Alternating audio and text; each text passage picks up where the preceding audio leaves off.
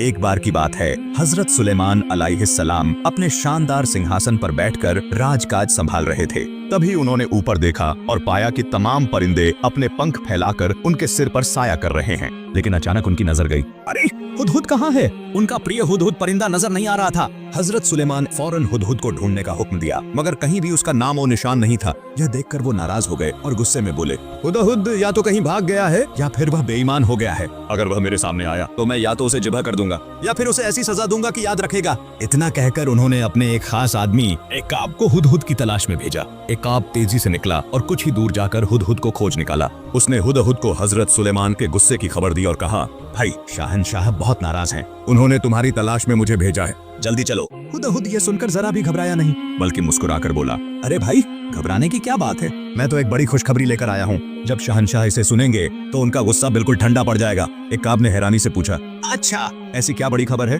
हुदहुद ने रहस्यमयी अंदाज में कहा, ये तो मैं सिर्फ शहनशाह को ही बताऊंगा। चलो जल्दी चलते हैं। दोनों उड़ते उड़ते दरबार पहुंचे। हुदहुद ने हजरत सुलेमान के सामने पहुंचकर बड़े इत्मीनान से मुस्कुराते हुए कहा, हे महान शहनशाह, मैं आपके लिए एक बेहतरीन और नई खबर लेकर आया हूँ। अगर आप इसे सुनेंगे तो यकीन मानिए आपकी नाराजगी तुरंत दूर हो जाएगी। हजरत सुलेमान हुदहुद की यह बात सुनी तो उनका गुस्सा थोड़ा शांत हुआ और उन्होंने कहा, अच्छा बताओ क्या खबर लाए हो?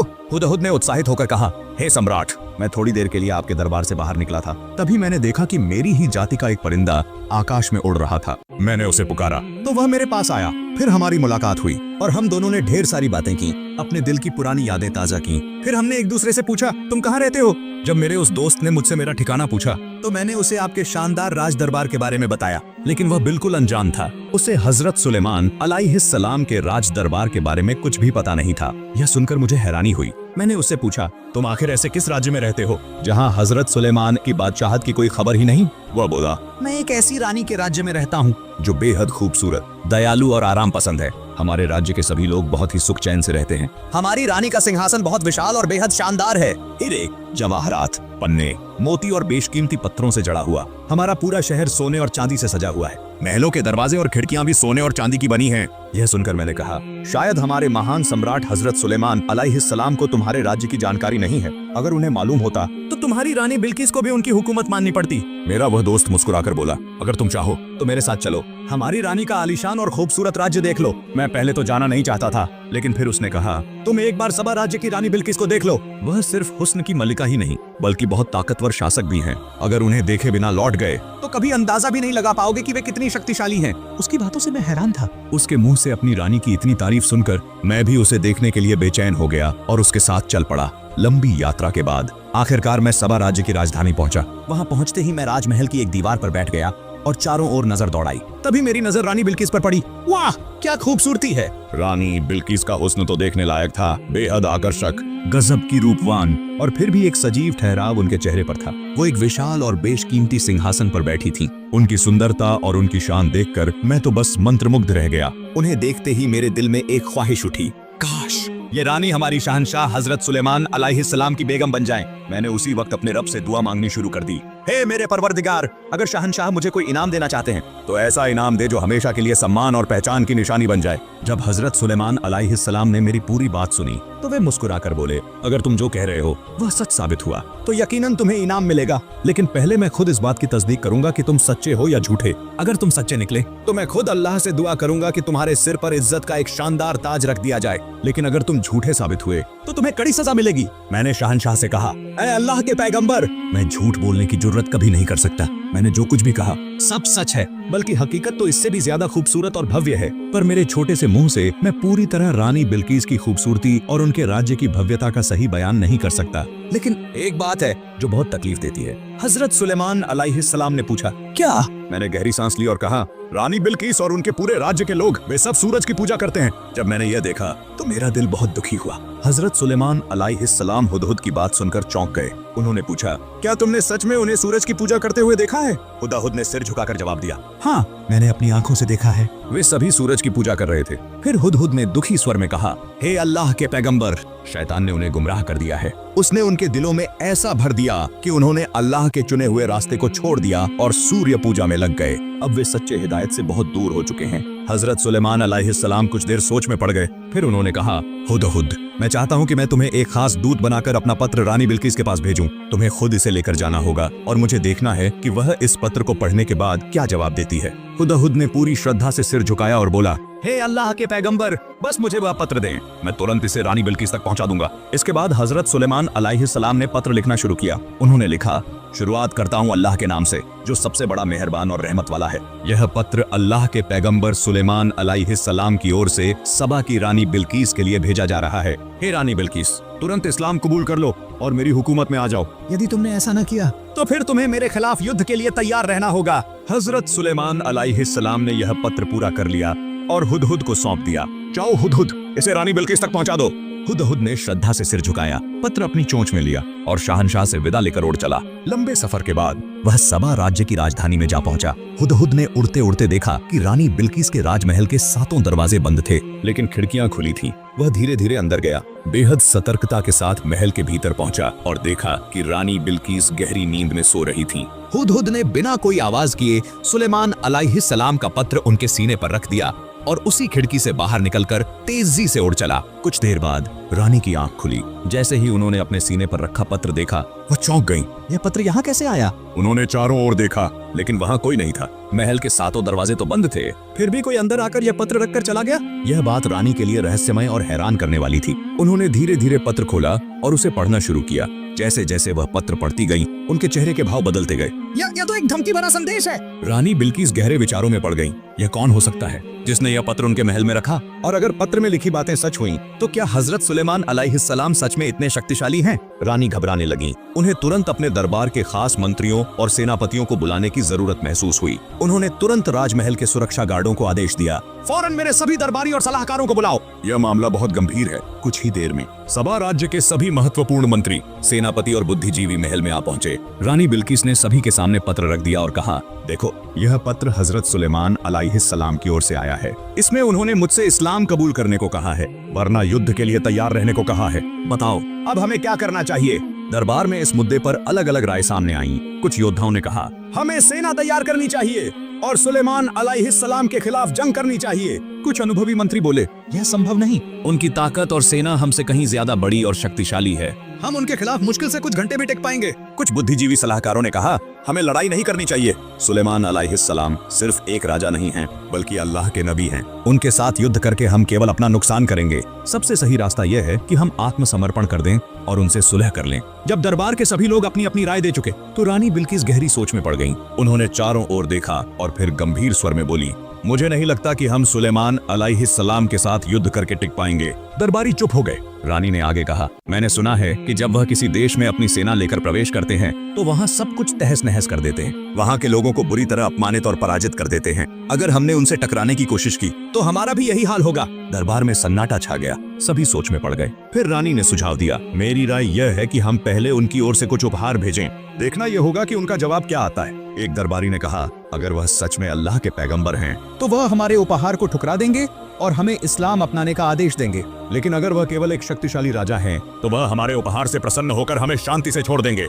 रानी ने सहमति में सिर हिलाया और कहा, बिल्कुल, अगर वह पैगंबर हुए तो वह उपहार नहीं लेंगे और हम पर इस्लाम स्वीकार करने का दबाव डालेंगे। लेकिन अगर वह सिर्फ एक राजा हैं तो वह इन उपहारों को लेकर संतुष्ट हो जाएंगे और शायद मुझसे विवाह का प्रस्ताव भी भेजें। अब सभी दरबारी इस सुझाव पर सहमत हो गए। रानी बिल्किस ने अपने खास सेवकों और सेनापतियों की एक टोली तैयार की और उन्हें सुलेमान अलैहिस्सलाम के दरबार में जाने का आदेश दिया। यह उपहार लेकर जाओ और देखो कि सुलेमान अलैहिस्सलाम क्या प्रतिक्रिया देते हैं। रानी ने उन्हें दिए जाने वाले उपहारों की सूची बनाई। 7 सोने की ईंटें, 7 चांदी की ईंटें, हीरे जवाहरात, मोती और कीमती रत्न सोने के तारों से बनी शानदार चादरें। सभी उपहारों को बेहद कीमती कपड़ों में लपेटकर शानदार तरीके से सजाया गया। रानी बिल्किस ने अपनी सेना से चुने गए कुछ खास दूतों को बुलाया और आदेश दिया, यह उपहार लेकर जाओ और सुलेमान अलैहिस्सलाम को दो, देखो उनका जवाब क्या आता है। इसके बाद वे दूत रानी बिल्किस से विदा लेकर हजरत सुलेमान अलैहिस्सलाम के राज दरबार की ओर रवाना हुए। सहारा रेगिस्तान पार करते हुए वे धीरे धीरे आगे बढ़े और आखिरकार हजरत सुलेमान अलैहिस्सलाम के दरबार में पहुंचे। उस समय हजरत सुलेमान अलैहिस्सलाम अपने शानदार सिंहासन पर विराजमान थे। उनके सामने 1000 वजीर बैठे थे और उनके आसपास सेना, घुड़सवार, पैदल सैनिक, परी, दैत्य और दानव अपने अपने स्थानों पर खड़े थे। सभी लोग हजरत सुलेमान अलैहिस्सलाम के आदेश की प्रतीक्षा में हाथ जोड़े खड़े थे। ठीक उसी समय एक दरबारी आगे बढ़कर खबर लाया, रानी बिल्किस ने कुछ बहुमूल्य उपहारों के साथ अपने दूत भेजे हैं। हजरत सुलेमान अलैहिस्सलाम ने दूतों को अंदर आने की अनुमति दी। जब वे दूत आगे बढ़े और राजमहल के अंदर का नजारा देखा तो वे दंग रह गए। पूरे महल की दीवारें, छत और फर्श सोने और चांदी से जड़ी हुई थीं। सिंहासन के चारों ओर बेशकीमती रत्नों की नक्काशी थी। महल की इतनी भव्यता देखकर वे सोचने लगे कि हम जो उपहार लाए हैं वे कितने तुच्छ लग रहे हैं। इस विचार से वे बहुत शर्मिंदा हो गए और आगे बढ़ने में हिचकिचाने लगे। तभी हुदहुद पक्षी ने उन्हें हौसला दिया और कहा, हिम्मत रखो और हजरत सुलेमान अलैहिस्सलाम के सामने जाकर अपना संदेश पेश करो। आखिरकार वे हजरत सुलेमान अलैहिस्सलाम के सामने पहुंचे, आदर पूर्वक झुके और उनके सामने वे उपहार प्रस्तुत किए। लेकिन हजरत सुलेमान अलैहिस्सलाम ने उन उपहारों को देखकर गंभीर स्वर में कहा, क्या तुम लोग मुझे इन उपहारों से खुश करने आए हो? जो कुछ मेरे अल्लाह ने मुझे दिया है वह इन सब चीजों से कहीं अधिक है। अब जाओ, ये उपहार लेकर वापस लौट जाओ और अपनी रानी से कह देना, अगर वह इस्लाम स्वीकार करने से इनकार करती है तो मैं अपनी सेना लेकर उसके राज्य पर चढ़ाई कर दूंगा। फिर उसका पूरा साम्राज्य बर्बाद हो जाएगा और वे सब बेबस हो जाएंगे। कासिद हजरत सुलेमान अलैहिस्सलाम के दरबार से विदा लेकर धीरे धीरे रानी बिल्किस के दरबार की ओर रवाना हुए। जब वे रानी के पास पहुंचे तो उन्होंने हजरत सुलेमान अलैहिस्सलाम की कही हुई हर बात विस्तार से सुनाई। साथ ही उनके राजमहल की अद्भुत शान और शौकत, भव्यता और शक्ति का बखान किया। यह सब सुनकर रानी बिल्किस गहरी सोच में पड़ गईं। उन्होंने कहा, निस्संदेह वह मुझसे कहीं बड़े सम्राट हैं और अत्यंत शक्तिशाली भी। उनके साथ युद्ध करने की ताकत न मेरे पास है, न ही मेरे राज्य के किसी व्यक्ति के पास। लेकिन सिर्फ उनके रौब और ताकत से डरकर उनका अनुयायी बन जाना उचित नहीं होगा। रानी कुछ देर रुकी और फिर बोली, हमें पहले यह परखना चाहिए कि वह वास्तव में अल्लाह के नबी हैं या नहीं। अगर वे सच्चे नबी हैं तो उनके पास ईश्वरीय शक्ति होनी चाहिए। हमें उनसे कुछ अजूबे, मौजेजा देखने चाहिए ताकि हम जान सकें कि वह अल्लाह के सच्चे रसूल हैं या सिर्फ एक शक्तिशाली राजा। यह कहकर रानी ने अपने मंत्रियों और दरबारियों की ओर देखा। सभी ने उनकी बात का समर्थन किया। अब रानी बिल्किस ने एक नई योजना बनाई। उन्होंने अपने कुछ सेवकों और दास दासियों को एक जैसे वस्त्र पहनाए, फिर बिना किसी छेद वाले कुछ याकूत कीमती पत्थर एक डिब्बे में रखवाए। इसके अलावा कुछ तेज दौड़ने वाले और कुछ सुस्त घोड़े चुनवाए। सबसे अंत में उन्होंने एक खाली बोतल मंगाई और उसे भी दूतों के साथ भेजने की तैयारी की। फिर उन्होंने कासिदों को निर्देश दिया, जब तुम हजरत सुलेमान अलैहिस्सलाम के पास पहुंचो तो उनसे ये 4 चीजें करने के लिए कहो। इन दास दासियों को बिना किसी बाहरी पहचान के अलग अलग कर दें कि कौन पुरुष है और कौन स्त्री। बिना किसी औजार, लोहे या किसी अन्य चीज का उपयोग किए इन कीमती याकूत पत्थरों में छेद करके उनमें धागा पिरो दें। तेज और सुस्त घोड़ों को बिना दौड़ाए पहचान कर अलग कर दें। इस खाली बोतल को ऐसे पानी से भर दें जो न तो आसमान से आता हो और न ही जमीन से निकलता हो। जब रानी बिल्किस के कासिदों ने उनके सभी प्रस्ताव सुना दिए तो वे उनके दिए हुए सभी सामान लेकर हजरत सुलेमान अलैहिस्सलाम के दरबार की ओर रवाना हुए। वे सहारा रेगिस्तान पार करते हुए धीरे धीरे हजरत सुलेमान अलैहिस्सलाम के राज दरबार में पहुंचे। वहां पहुंचकर उन्होंने हजरत सुलेमान अलैहिस्सलाम के सामने वे सभी वस्तुएं पेश की और रानी बिल्किस की शर्तें विस्तार से बताईं। हजरत सुलेमान अलैहिस्सलाम मुस्कुराए और बिना किसी संकोच के उन सभी परीक्षाओं को हल करने लगे। पहली परीक्षा, हजरत सुलेमान अलैहिस्सलाम ने सभी दास दासियों को आदेश दिया कि वे पहले हाथ धोकर आएं। जब वे लौटे तो देखा गया कि पुरुषों ने केवल अपनी उंगलियां धोई थीं, जबकि स्त्रियों ने अपनी कलाई तक धोया था। यह देखकर हजरत सुलेमान अलैहिस्सलाम ने कहा, जो लोग सिर्फ उंगलियां धोकर आए हैं वे पुरुष हैं और जो अपनी कलाई तक धोकर आई हैं वे महिलाएं हैं। कासिद यह देख हैरान रह गए कि हजरत सुलेमान अलैहिस्सलाम ने इतनी सरलता से इस समस्या को हल कर दिया। दूसरी परीक्षा, हजरत सुलेमान अलैहिस्सलाम ने जमीन पर वे कीमती याकूत रखवाए और एक विशेष प्रकार के कीट को बुलाकर आदेश दिया, इन पत्थरों में छेद कर दो। फौरन वो छोटा सा कीट अपने प्राकृतिक प्रवृत्ति से उन पत्थरों को छेदने लगा और देखते ही देखते उन पत्थरों में छेद हो गए। कासिद यह देखकर स्तब्ध रह गए। तीसरी परीक्षा, हजरत सुलेमान अलैहिस्सलाम ने सभी घोड़ों के सामने चने और घास रखवाए।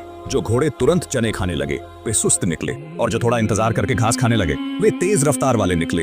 हजरत सुलेमान अलैहिस्सलाम ने मुस्कुराते हुए कहा, अब तुम देख सकते हो कि कौन सा घोड़ा तेज है और कौन सुस्त। फिर हजरत सुलेमान अलैहिस्सलाम ने उस खाली बोतल को मंगवाने के लिए कहा। जब कासिदों ने वह खाली बोतल हजरत सुलेमान अलैहिस्सलाम के सामने पेश की तो उन्होंने पूछा, इस खाली बोतल का मैं क्या करूं? तब कासिदों ने कहा, आप इस बोतल में वह पानी भरें जो न आसमान में मिलता है और न ही जमीन पर। यह सुनकर हजरत सुलेमान अलैहिस्सलाम ने एक घोड़ा लाने का हुक्म दिया। तुरंत एक घोड़ा हाजिर कर दिया गया। फिर उन्होंने एक व्यक्ति को उस घोड़े पर बैठने के लिए कहा और आदेश दिया कि वह तेजी से आगे बढ़े। लंबे समय तक दौड़ने के बाद जब वह व्यक्ति घोड़े को लेकर वापस आया तो घोड़ा तेज दौड़ने के कारण पूरी तरह पसीने से भीग चुका था। हजरत सुलेमान अलैहिस्सलाम ने उस घोड़े के पसीने को उस बोतल में भर दिया और कहा, यही वह पानी है जो न आसमान में मिलता है और न ही जमीन पर। यह देखकर रानी बिल्किस के सभी कासिद हैरान और दंग रह गए। वे सुलेमान अलैहिस्सलाम की इस करामात और हिकमत को देखकर तुरंत उनकी महफिल से निकलकर रानी बिल्किस के दरबार की ओर लौट गए। जब कासिदों ने हजरत सुलेमान अलैहिस्सलाम के ज्ञान, हिकमत और चमत्कारों के बारे में विस्तार से रानी बिल्किस को बताया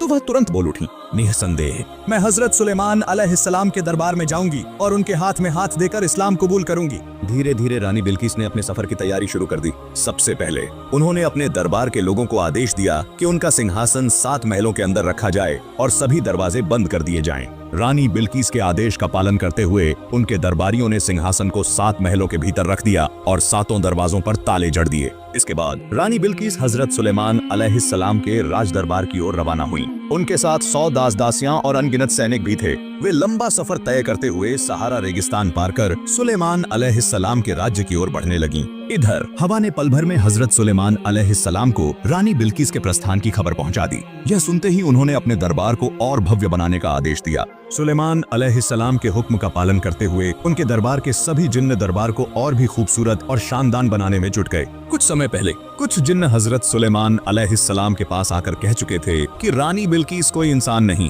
बल्कि जिन्नों की जाति की एक जीव है। उसके पैरों की एड़ियों से ऊपर तक घने बाल हैं, जो इस बात का सबसे बड़ा सबूत है कि वह जिन्न है। इसके अलावा वह कुछ मंदबुद्धि है, उसकी समझदारी भी बहुत कम है। इन दोनों बातों की सच्चाई जांचने के लिए हजरत सुलेमान अलैहिस्सलाम ने अपने सिंहासन के सामने एक खुली नहर तैयार करवाई जिसमें लगातार पानी बहता रहता था। फिर उन्होंने उस बहती नहर के ऊपर एक बड़ी पारदर्शी कांच की परत बिछा दी जो देखने में बिल्कुल अदृश्य लगती थी। बाहर से देखने पर ऐसा लगता था जैसे वहां सिर्फ पानी ही बह रहा हो। हजरत सुलेमान अलैहिस्सलाम ने फैसला किया कि रानी बिल्किस को उसी पारदर्शी कांच के रास्ते से दरबार में लाया जाएगा। लेकिन एक और समस्या खड़ी हो गई। रानी बिल्किस एक बड़ी सल्तनत की शासक थी और उनके लिए एक प्रतिष्ठित सिंहासन की जरूरत थी, मगर सुलेमान अलैहिस्सलाम के दरबार में उनके अपने सिंहासन के अलावा कोई दूसरा उपयुक्त सिंहासन नहीं था। यह सोचकर दरबार में हलचल मच गई। तभी हजरत सुलेमान अलैहिस्सलाम ने जिन्नों से पूछा, तुम में से कौन है जो रानी बिल्किस का सिंहासन मेरे पास ला सकता है? जिन्नों ने जवाब दिया, अगर हमें हुक्म दें तो हम कुछ घंटों के अंदर रानी बिल्किस का सिंहासन यहाँ ला सकते हैं। लेकिन हजरत सुलेमान अलैहिस्सलाम ने कहा, इतना समय हमारे पास नहीं है। रानी बिल्किस इससे पहले ही यहाँ पहुँच सकती हैं। यह सुनकर एक शक्तिशाली जिन्न इफरीत आगे आया और बोला, हजूर, मैं सिर्फ 1 घंटे के अंदर सिंहासन यहाँ पहुँचा सकता हूँ। सुलेमान अलैहिस्सलाम ने फिर भी असहमति जताई और पूछा, क्या इससे भी कम समय में कोई यह काम कर सकता है? तब उनके प्रधानमंत्री हजरत आसिफ, जो आध्यात्मिक ज्ञान और इल्म में बहुत आगे थे, बोले, अगर हुक्म दें तो मैं पलक झपकते ही सिंहासन को यहाँ ला सकता हूँ। हजरत सुलेमान अलैहिस्सलाम ने तुरंत उन्हें आदेश दिया। हजरत आसिफ ने अपनी आध्यात्मिक शक्ति का उपयोग किया और देखते ही देखते रानी बिल्किस का सिंहासन 7 महलों के भीतर से उठाकर सुलेमान अलैहिस्सलाम के दरबार में हाजिर कर दिया। हजरत सुलेमान अलैहिस्सलाम ने इसे देखकर बोले, इसमें थोड़ा बदलाव करो, आगे के कुछ पत्थरों को बदलकर नए पत्थर लगाऊं ताकि रानी बिल्किस को पहचानने में थोड़ा समय लगे। इससे हमें यह समझने का मौका मिलेगा कि वह कितनी बुद्धिमान हैं या फिर वह वास्तव में मंद बुद्धि हैं। जब सारे इंतजाम मुकम्मल हो गए और दरबार पूरी तरह से तैयार कर दिया गया, तभी हजरत सुलेमान अलैहिस्सलाम के पास खबर पहुंची कि रानी बिल्किस अब दरबार में आने वाली हैं। उन्होंने आदेश दिया कि उन्हें सम्मान पूर्वक महल में लाया जाए। इसके बाद वह उस नहर की ओर देखने लगे जिसे उन्होंने पहले ही तैयार करवा रखा था। रानी बिल्किस जब नहर के पास पहुंची तो उन्होंने अपने कपड़ों को थोड़ा ऊपर उठाया और आगे बढ़ने लगी। फिर उन्होंने एक सिक्का लिया और नहर की ओर उछाल दिया। सिक्का कांच की सतह पर गिरा और टकराकर एक तरफ जा गिरा। यह देखकर रानी तुरंत समझ गईं कि वहां कोई कांच की परत बिछी हुई है और असल में वहां पानी नहीं है। उन्होंने अपने कपड़े नीचे कर लिए और बेझिझक आगे बढ़ गईं। जब रानी बिल्किस ने अपने कपड़े ऊपर उठाए तो हजरत सुलेमान अलैहिस्सलाम ने गौर से उनके पैरों की ओर देखा। उन्होंने पाया कि उनके पैरों पर कोई बाल नहीं थे। यह देखकर उन्हें यकीन हो गया कि जिन्होंने उनके बारे में झूठी अफवाह फैलाई थी। रानी की समझदारी और चतुराई से वे बहुत प्रभावित हुए और उनके प्रति उनका सम्मान और भी बढ़ गया। जब रानी बिल्किस हजरत सुलेमान अलैहिस्सलाम के सामने पहुंची तो उन्होंने आदरपूर्वक सलाम किया और विनती की कि उन्हें इस्लाम में दाखिल कर लिया जाए। हजरत सुलेमान अलैहिस्सलाम ने बिना कोई देर किए उन्हें तौबा करवाई और कलिमा पढ़वाया। इस तरह रानी बिल्किस ने इस्लाम कबूल कर लिया। इसके बाद रानी बिल्किस ने इच्छा जाहिर की कि वह हजरत सुलेमान अलैहिस्सलाम की पत्नी बनने का सौभाग्य प्राप्त करना चाहती हैं। मगर हजरत सुलेमान अलैहिस्सलाम ने मुस्कुराते हुए कहा, इस विषय पर बाद में बात करेंगे, फिलहाल आप मेरे पास वाले सिंहासन पर बैठिए। रानी बिल्किस जब उस सिंहासन की ओर देखने लगी तो उनकी आंखें आश्चर्य से फैल गईं। वे चकित होकर उसे निहारने लगी। हजरत सुलेमान अलैहिस्सलाम ने पूछा, क्या यह सिंहासन आपके जैसा ही है? मुझे बताइए, यह कैसा लग रहा है? रानी बिल्किस हल्की मुस्कान के साथ बोली, मेरा सिंहासन कैसा होगा यह आप खुद ही देख सकते हैं। उनका इशारा साफ था, यह वही सिंहासन था जो उन्होंने अपने महलों में ताले लगवा कर रखा था। अब उनके दिल में सुलेमान अलैहिस्सलाम की हिकमत और ताकत के लिए और भी ज्यादा इज्जत बढ़ गई थी। हजरत सुलेमान अलैहिस्सलाम रानी बिल्किस की बुद्धिमत्ता और समझदारी से बेहद प्रभावित हुए और उन्हें सराहना दी। तब रानी बिल्किस ने विनम्रता से कहा, ऐ अल्लाह के नबी, अगर मुझे आपकी दुआ और संगत मिल जाए तो मेरी जिंदगी और भी खुशनसीब हो जाएगी। कृपया मुझे इस सौभाग्य से नवाजिए। हजरत सुलेमान अलैहिस्सलाम ने उनकी यह बात सुनी और फिर अपने दरबार के वजीरों, मंत्रियों और जिन्नों से इस विषय पर सलाह ली। सभी ने एक मत होकर कहा कि अब जबकि रानी बिल्किस इस्लाम कबूल कर चुकी हैं और वह इंसानी नस्ल से हैं, तो इस निकाह में कोई रुकावट नहीं होनी चाहिए।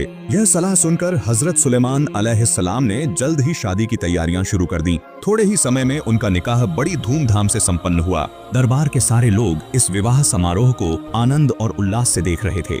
हजरत सुलेमान अलैहिस्सलाम की पहले से 300 पत्नियां थीं और अब रानी बिल्किस के साथ उनकी संख्या 301 हो गई। इसके अलावा उनके महल में 700 दासियां भी थीं। इस तरह कुल मिलाकर उनके अंतःपुर में 1000 महिलाएं थीं। जब हजरत सुलेमान अलैहिस्सलाम अपने महल के भीतरी हिस्से में प्रवेश करते तो उनकी सभी पत्नियां सम्मान में उनके सामने खड़ी हो जातीं और उनकी दासियां उनके पीछे रहतीं। लेकिन उन सब के बीच हजरत सुलेमान अलैहिस्सलाम रानी बिल्किस को सबसे अधिक सम्मान देते थे। इस तरह हजरत सुलेमान अलैहिस्सलाम ने अपनी प्रिय पत्नी रानी बिल्किस और अन्य पत्नियों के साथ सुख और शांति से अपना जीवन बिताना शुरू कर दिया। हजरत सुलेमान अलैहिस्सलाम के दौर में ज्यादातर जिन्न उनके अधीन थे, लेकिन कुछ जिन्न नास्तिक थे, कुछ मुशरिक, बहुदेववादी और कुछ विद्रोही और भगोड़े थे। हजरत सुलेमान अलैहिस्सलाम अक्सर अन्याय करने वालों को पकड़कर उनके ऊपर न्याय करते थे। विद्रोही और भगोड़े जिन्नों को पकड़ने के लिए उनकी सेनाओं में जिन्नों के जासूस, सैनिक और सुरक्षा दल शामिल थे। वे लगातार अपराधियों को ढूंढकर पकड़ते और उन्हें हजरत सुलेमान अलैहिस्सलाम के दरबार में लाते। एक दिन रानी बिल्किस के अनुरोध पर हजरत सुलेमान अलैहिस्सलाम उन्हें अपने सिंहासन पर साथ लेकर हवा में सफर करने लगे। वे कई देशों से होते हुए विशाल समुद्र के ऊपर आकर ठहर गए। रानी बिल्किस समुद्र की अथाह गहराई को देखकर भयभीत हो गईं, लेकिन हजरत सुलेमान अलैहिस्सलाम ने उन्हें धैर्य रखने को कहा। फिर हवा ने उनके सिंहासन को एक विशाल द्वीप की ओर ले जाना शुरू किया। जहाँ वे उतरे उस द्वीप पर उन्होंने चारों ओर प्रकृति की अद्भुत सुंदरता देखी। हरियाली, झरने, नदियां और ऊंचे ऊंचे पहाड़। लेकिन इस खूबसूरत द्वीप पर कई हजार विद्रोही और भगोड़े जिन्न भी छिपे हुए थे। हजरत सुलेमान अलैहिस्सलाम के जिन्न सैनिकों ने उन सभी को पकड़कर उनके सामने प्रस्तुत कर दिया। हजरत सुलेमान अलैहिस्सलाम ने उन्हें देखते ही फैसला सुनाया कि इन विद्रोहियों को मृत्यु दंड दिया जाएगा, क्योंकि ये बरसों से उनके खिलाफ षड्यंत्र रच रहे थे। लेकिन तभी रानी बिल्किस ने दया की गुहार लगाई। उन्होंने हजरत सुलेमान अलैहिस्सलाम से अनुरोध किया कि इन जिन्नों को जीवन दान दिया जाए। रानी की यह विनती सुनकर हजरत सुलेमान अलैहिस्सलाम कुछ देर सोचते रहे, फिर बोले, ये जिन्न सालों से मेरे खिलाफ साजिशें करते आ रहे हैं, इन्हें माफ करना उचित नहीं। लेकिन अगर तुम इन्हें अपने संरक्षण में लेकर सच्चे मुसलमान बना सको और इन्हें अनुशासित रख सको तो मैं इन्हें जीवन दान दे सकता हूँ।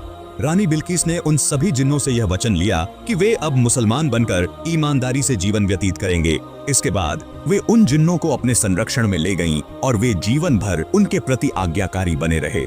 हजरत सुलेमान अलैहिस्सलाम ने फिर अपने सफर को समाप्त कर धीरे धीरे रानी बिल्किस के राज्य सभा की ओर प्रस्थान किया। वह रानी बिल्किस को तख्ते सुलेमानी, सुलेमान का सिंहासन पर बिठाकर उनके राज्य पहुंचे। सभा में पहुंचकर हजरत सुलेमान अलैहिस्सलाम ने वहां कई दिनों तक ठहरकर पूरे राज्य का भ्रमण किया। उन्होंने देखा कि यह एक संपन्न और उन्नत राज्य था, लेकिन वहां के लोग सही मार्गदर्शन से वंचित थे। इसलिए उन्होंने राज्य के सभी निवासियों को इस्लाम की शिक्षा दी और उन्हें सच्चे ईमान की ओर बुलाया। इसके अलावा उन्होंने राज्य के प्रशासनिक अधिकारियों को बुलाकर उन्हें इस्लामी कानूनों के अनुसार राज्य संचालन करने की सलाह दी। उन्होंने ज़बूर हजरत दाऊद अलैहिस्सलाम पर उतरी किताब के अनुसार शासन की दिशा तय करने के लिए जल्द ही एक शिक्षा संस्थान स्थापित करने का निर्देश दिया। साथ ही उन्होंने लोगों को परिश्रमी और सदाचारी बनाने के लिए राज्य भर में प्रशिक्षण केंद्र खोलने की भी योजना बनाई। इन सभी निर्देशों को देने के बाद हजरत सुलेमान अलैहिस्सलाम ने रानी बिल्कीस को उनके राज्य में छोड़ दिया और तख्त-ए-सुलेमानी के साथ धीरे धीरे अपने देश की ओर प्रस्थान किया। वह अपने देश लौटने के दौरान कई शहरों, नदियों, समुद्रों को पार करते हुए वापस अपने साम्राज्य में आ पहुंचे। वहां पहुंचने के बाद उन्होंने पुनः अपने राज्य की शासन व्यवस्था संभाली और इस्लाम के प्रचार प्रसार में जुट गए। वह समय समय पर सबा के राज्य में भी जाते, वहां के लोगों का हालचाल लेते और उन्हें इस्लामी शिक्षा और नसीहत देते। हजरत सुलेमान अलैहिस्सलाम ने अपनी पूरी जिंदगी अल्लाह के संदेश, ज़बूर की शिक्षाओं और इस्लाम के प्रचार में व्यतीत की। उन्होंने अपनी प्रजा और अन्य राज्यों को ईश्वर के सही मार्ग की ओर बुलाया। इस प्रकार उन्होंने दिन रात मेहनत करके इस्लाम की रोशनी को पूरे राज्य और अन्य देशों तक फैलाया। लेकिन फिर वह घड़ी भी आई जब अल्लाह रब्बुल आलमीन ने उन्हें अपने पास बुला लिया।